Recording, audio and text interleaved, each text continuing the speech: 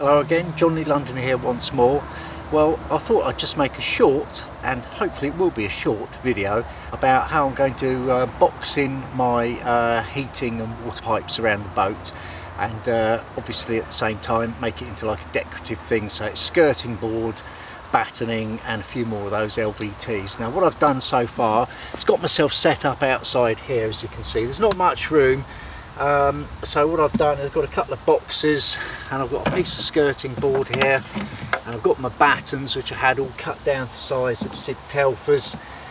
So the first thing is I'm going to attach all the battens to the back of the skirting board. It'd be easier to do it like that rather than attaching the battens to the floor and then trying to get in behind where there's not much room to screw up the screws that hold the batten to the skirting board. So I've marked them out sort of 300mm centres or thereabouts. The screws I've bought are the right length because I checked that when I bought them, so I'm just drilling the batten, going through the batten and into the skirting. The batten has a pilot hole because it's quite thin and it will split otherwise, and the skirting board, well, it's MDF and there's only 7 or 8mm of screw going in, so that's just going in as is. I've got the first one done. Now the bottom bit's easy because it goes on dead flush on the bottom of the skirting. The top bit I've got to put on, I've got to do it slightly differently, and it's got to be just in a little bit from the top edge profile. You probably can't quite see that, and that will be determined by the thickness of the plywood that I'm using along the top edge. If you imagine that's going to be the top edge, and also I want to be able to inset the one row of LVT planks along, so it's going to be however thick the plywood is, which I think was 5 or 6mm, and the thickness of the LVT, which was 2.5mm. I've got a piece of them. I'm going to just get them and measure them, and then I'll set this wood like that, so that'll fix in. And you probably don't know what I'm on about, but hopefully it'll get a bit clearer as we go along. Here's the ply and the LVT plank that will form the top part of the boxing in. I'll need to set the batten that many millimetres lower so that it all fits flush to the skirting. Well, it turns out I've got 7.5mm to allow. That's how far recessed the batten has to be to make sure that my top coverings come out flush with the top edge of the skirting. 7.5mm, nice easy number to work with. This is the prototype, then hopefully we'll get the production run going. Definitely only once screwing up by hand. I've got my finger on the other side, I can just tell, make sure I don't feel a bulge in the wood. I know I'm okay.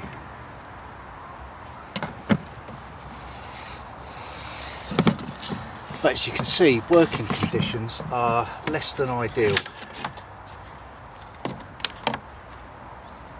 Yeah, that's just right.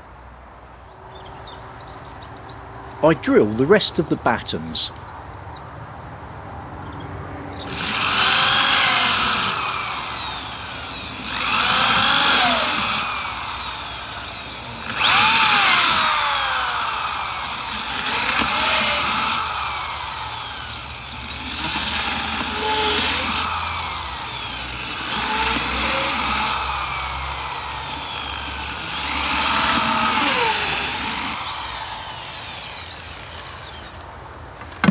Well, as you can see, I've got a little bit of a system going now. I'm going to do all the ones for the tops of the skirting, but I don't want the screw to protrude too much. I'm doing them sort of slightly thicker wood side on for the whole, and then I'll do the other lot, which will be for the bottoms of the skirting. It doesn't matter how they go really, and hopefully I'll drill out the last few that will be left over for actually there's a strip of batten that goes on the wall as well. That's if I've bought enough. Well, the production line's well underway now. I've worked out an accurate way of marking them. I've just put my centimetre mark right on the edge there, coming 2mm from the top because it's easier to see it that way. That gives me 8, and then when I screw the wood on, I'll just leave it so that the marks, the biro marks, just showing, and that's been working out spot on. So production underway. So I've done all of them, big pile behind me, all the top battens are on just nicely. Didn't go through the skirting once, which is great.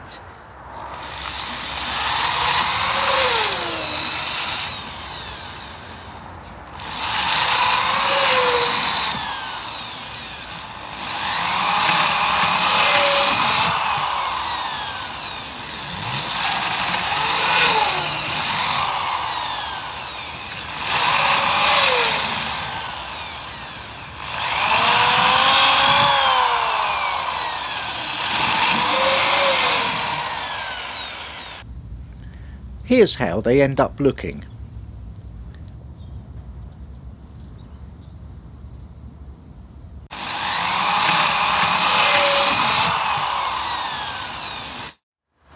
Well, it's day 2 of the skirting board. It's a lovely sunny day. I've brought all these bits of wood back out. Obviously I had to lug them all into the boat last night because I didn't want them sat out here getting damp or anything like that. I'm just going over them with a bit of P240. They're already primed, just to make sure. There's actually 1 or 2 sort of paint splashes where the sprayer's not done them very well, and just 1 or 2 rough edges. Just get them as nice as I can, and then we'll give them a bit of paint, top coat.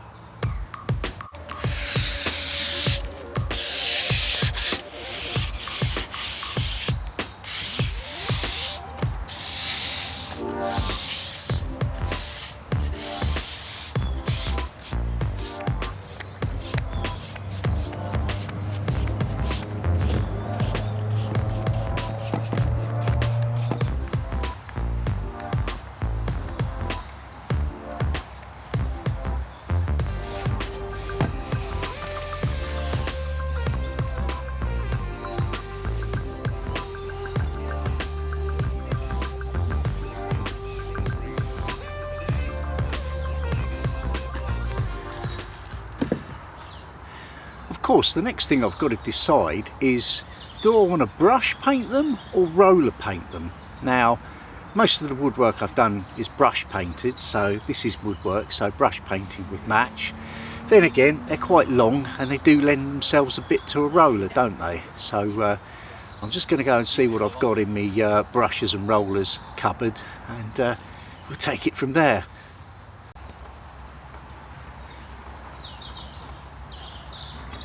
Always use a nice broad stirrer.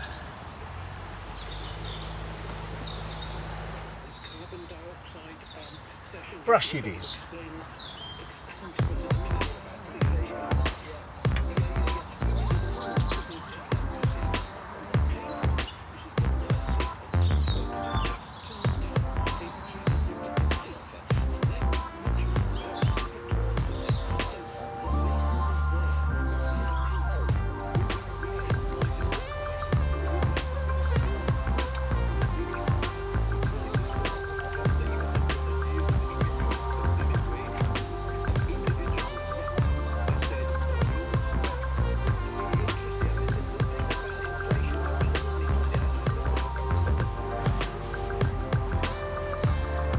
Second coat.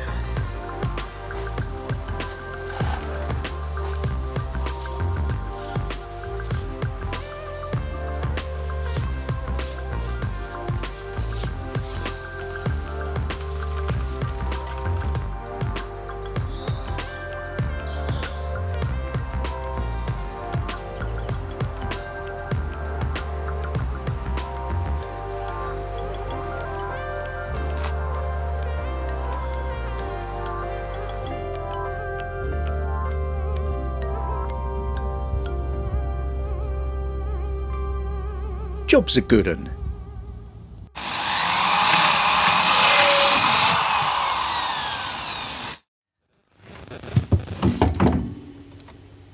Well, as you can see, I'm just offering up the skirting board to where it's got to go, and I've got to say it's already looking really good.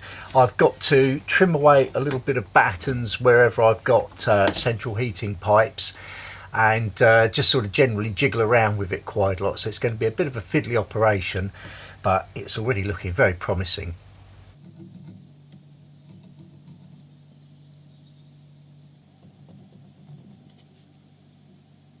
Well, perhaps inevitably lots of little complications are creeping in. I've got a bit of wood to trim off, so I'll just do that.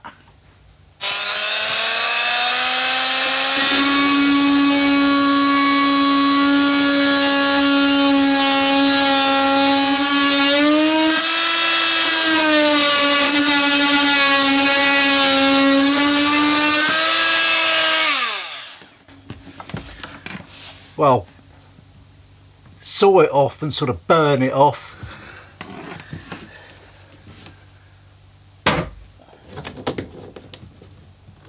There we go. Now I can get that batten onto the back wall where it needs to go. Well, as usual, it's lack of space causing most of the problems, but the first bit of battening on the wall is in place and at the right height, hopefully. Well, it's a really good job that when I pre-drilled the holes in the lower battens on the back of the skirting board, that I did do them at a bit of an angle just to allow access like this. If I hadn't done that, I'd really be struggling trying to put the screwdriver onto the angled head of the screw. And it's also lucky that my batten's not any bigger, and I did have them specially cut down a larger batten to this small size, and the guy said to me that'll be too small, the screws will split. And I said, well, that's okay, I'll just pre-drill, you know, I do pilot holes for everything, and it's just left me enough room that I can work. So there we go, that one's tight, and I'm just gauging it off with that as I go. Obviously there's a bit of plywood to go there as well, which will just bring that up. It's fiddly.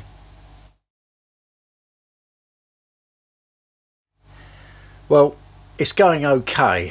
It's pretty much as I expected really. It's quite a fiddle and a faff. Access is limited, of course, because I'm boxing in pipes. There are a lot of pipes in the way and pipe clips that I've got to be careful of, and radiators as well. So it's very much sort of one screw at a time, one bit of wood at a time, but if I can get this section done this afternoon, I'll not be too unhappy about that.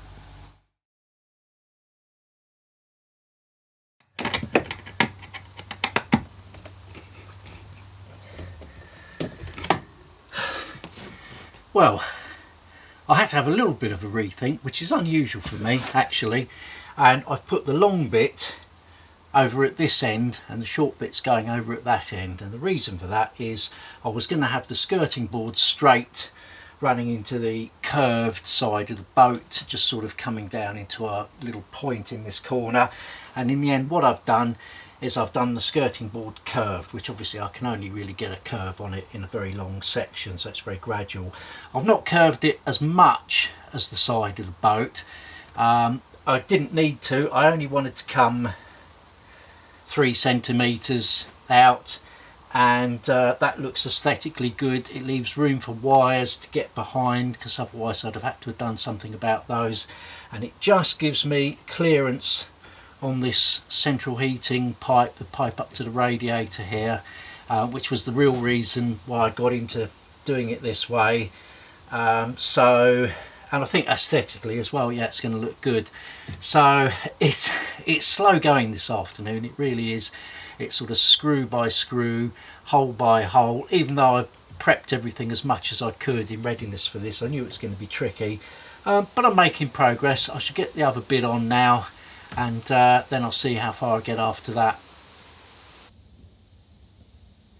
Just a gentle curve in the skirting board does the job.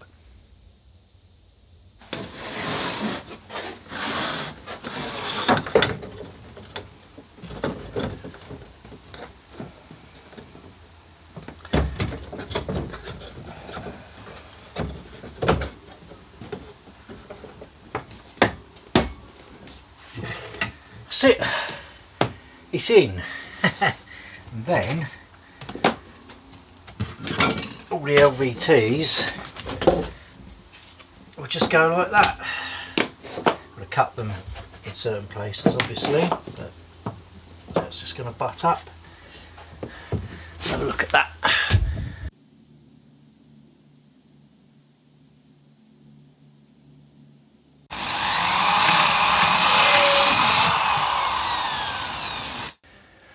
Well, today I've had to move the settee over to one side so I can get to where I need to get to fit the next bit of skirting board. Obviously that's made the boat all tippy because the weight's no longer even. So apart from that, it's a bit of a cramped space to work in, and I'm just going to repeat yesterday's process. Just offer up my piece of batten, drill that and fit that onto the wall, and then put the bit of skirting. Should be a lot easier actually this, because I've not got the radiator pipes to deal with. There's just one water pipe here which just goes along the bottom. That won't get in my way at all. So well, let's get cracking.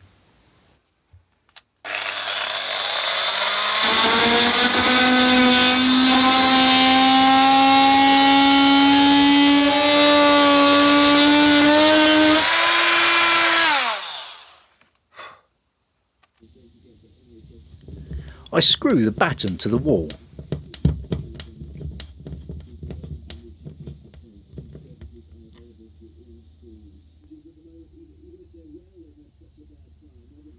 Here it is, along most of today's section. Well, I found getting the curve on this one to be a lot more difficult than on the other side. I don't know why, they're both the same. But I've just about got it now, and it matches the other side, so that's the important thing, eh? Well, unfortunately, I've come up against a little bit of a problem. When I was wiring the cooker, I decided it would be a good idea to put the isolation switches for the hob and the oven down there, out of the way, because I don't normally need to use them. They normally just stay on. But of course now the bottom one is in the way of the skirting, so I'm not quite sure what I'm going to do about that. I know I put those there for a reason, and I think that reason was that it was easy to get the wires to there. I probably would have liked them higher up, but I couldn't easily do that. So let's see what I'm going to do about that. Well, it looks as though I can just do another socket hole above the highest one, so there'll be one socket higher, and hopefully the bit of wood I cut out I can shove in the hole down below. I think there's enough play on the wires, so I'm going to give that a try.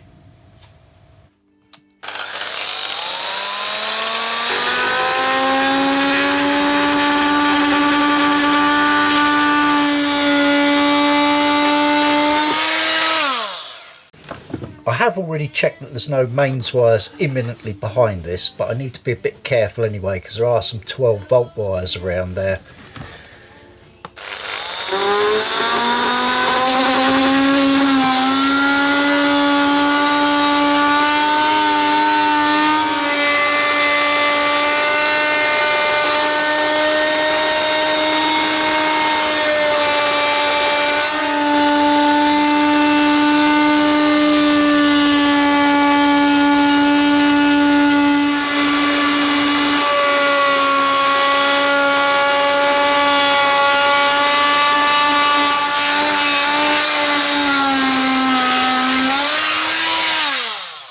Much over in it now, surely.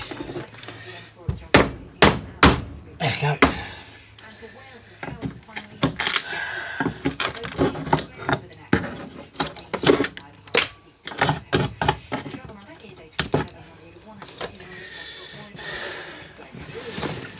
Nice. Of course, I need to disconnect the sockets in order to move them.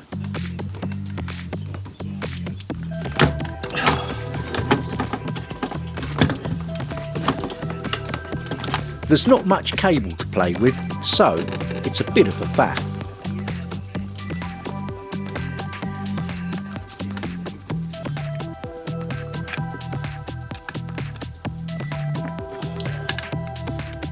I'm just glad that I was able to do it like this.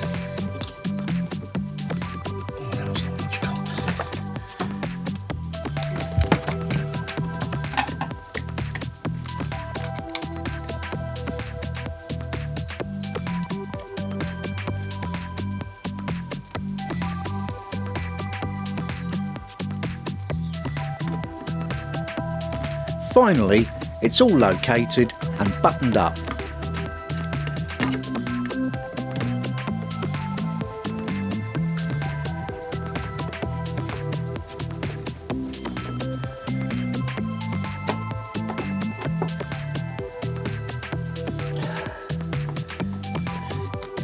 There's just that hole to tackle. Yeah, I get the idea.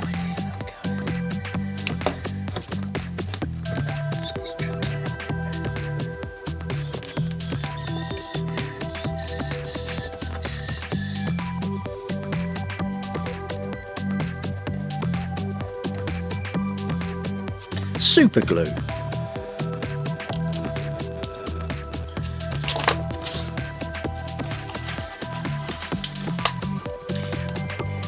Now I can get back on with what I'm meant to be doing.